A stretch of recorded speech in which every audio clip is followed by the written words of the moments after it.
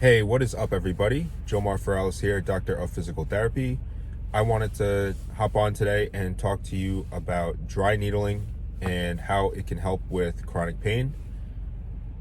Before I do that, make sure you hit subscribe on my YouTube channel via the link below.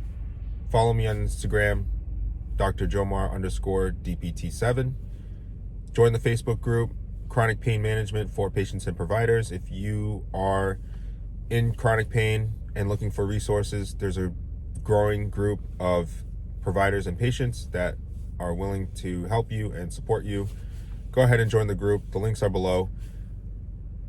Now, what is dry needling? So dry needling is a form of Western medicine that has been utilized and is similar to acupuncture in that they use the same type of needles. However, the theory and the use is quite different. So these are the dry needles right here. All right, I have some right here, and they come in different sizes. They come in different lengths, just depending on the muscle that you may be targeting. So with dry needling, you target trigger points, which are these little pea-sized parts of the muscle belly that have developed over time, either due to overuse, tightness, things like that.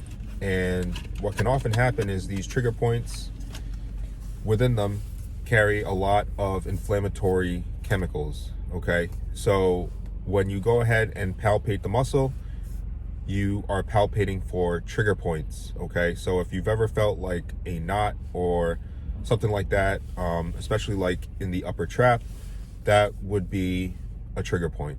All right, so there's a lot of talk about whether dry needling is effective or not and whether it should be used. Every time I've used it, the patient has benefited. So for everyone that doesn't feel the need for dry needling or sees that it's not beneficial, well, I don't know what to say. In my opinion, it is effective, and it's effective in the short term. With dry needling, you get rapid changes in range of motion, you get rapid changes in pain levels, and usually it helps facilitate a process, a physiological process within the localized tissue of the muscle belly to release a lot of those inflammatory chemicals once the needle hits the trigger point. Is it painful? It's not really so much painful as the pain that you are probably dealing with. The thing that you might feel is a little twitch response in the muscle. So if I am targeting someone's upper trap, their trap might twitch a little bit once that trigger point is hit with the needle. Now, these are the needles right here. This one's a 30 by 50 gauge needle. Obviously, you have to use gloves and get rid of the needles appropriately. But in terms of the difference between dry needling and acupuncture, the needles, like I said, are the same.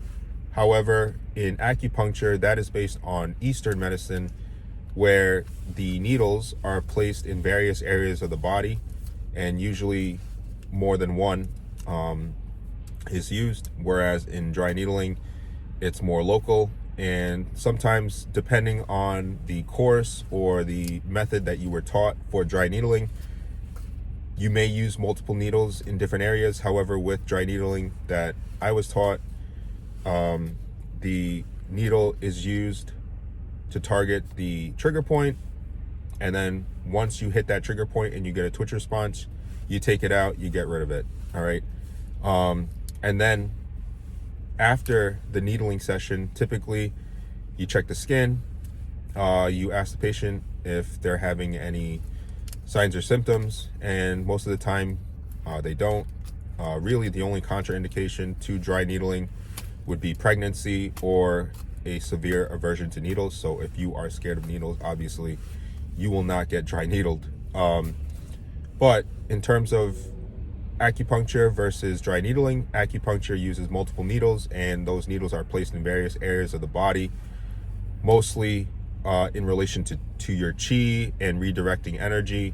And it's used for a lot of treatments for like depression, anxiety, PTSD.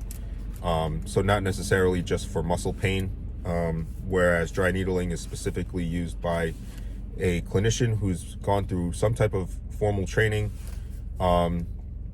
and used for pain. Now, is it helpful for chronic pain?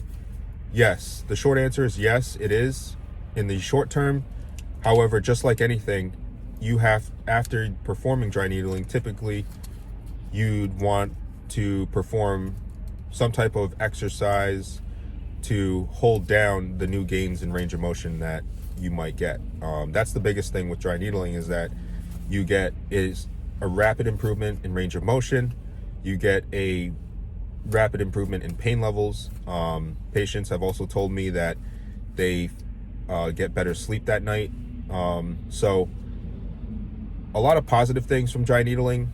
The research is still out there in terms of like its efficacy, but in terms of just personal experience, I find it to be very beneficial to certain patients, especially those with chronic pain. So that is a basic rundown of dry needling, as well as the difference between dry needling and acupuncture.